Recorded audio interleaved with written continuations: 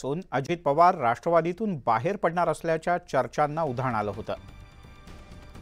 याबद्दल जयंत पाटील यांनी अजित पवार यांना टोला लगावला।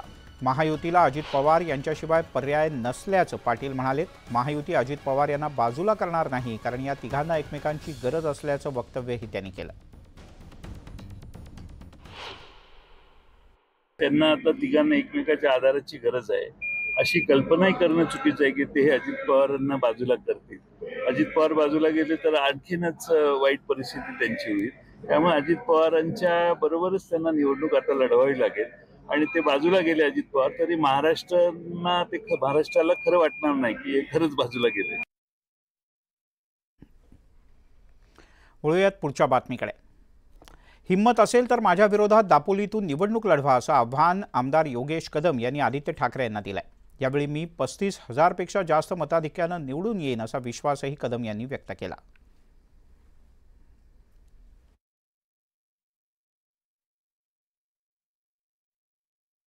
आदित्य ठाकरेंनी सामान्य शिंदे साहेबांना आव्हान दिलं होतं।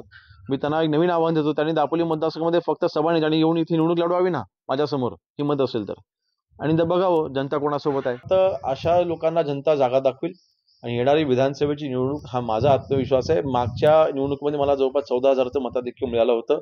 ह्या निवडणुकीमध्ये मी 35,000 100% क्रॉस करतो। कोकणामध्ये विधानसभेच्या निवडणुकीत पुन्हा एकदा वैभव नाईक आणि निलेश राणे यांच्यात सामना होण्याची शक्यता आहे। कोकणातील भाजपचे नेते निलेश राणे यांनी विधानसभा निवडणूक लढवण्याचा पुनरुच्चार केलाय।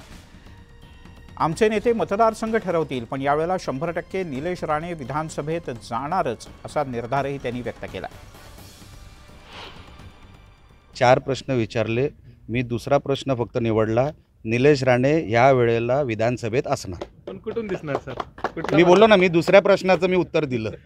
विधानसभा कोणती असणार? जे आमचे नेते ठरवतील तिथून लढवणार, पण 100% यावेळेला विधानसभेत जाणार निलेश राणे। साहजिकच आहे ना, उद्धव ठाकरेंच्या गटातले किंवा उद्धव ठाकरे स्वतः बोगस असल्यामुळे त्यांच्या जे काही त्यांच्या तयारीचे जे कोण भेटतील ते बोगसच भेटणार। त्याच्यामध्ये काय आम्हाला आश्चर्य वाटलं नाही। त्याच्यात जेव्हा प्रमुखच बोगस आहे तर खालचे सगळे बोगसच असणार।